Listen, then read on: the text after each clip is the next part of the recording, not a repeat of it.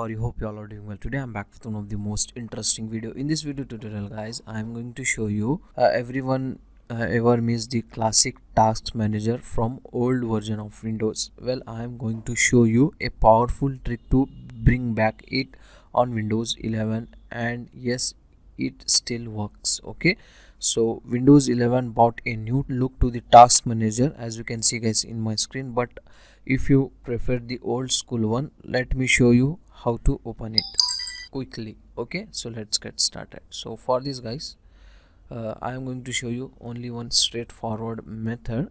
So just hold Windows key button and then press R from your keyboard, and in the run box here you need to type task mgr. Okay, and if the task mgr is not working with you, at that time you need to use this extra command after the task mgr, space dash d, and then click on OK. That's it. Now it will open the old task manager on your PC, as you can see in my screen. Okay, so that's it, old task manager back in action.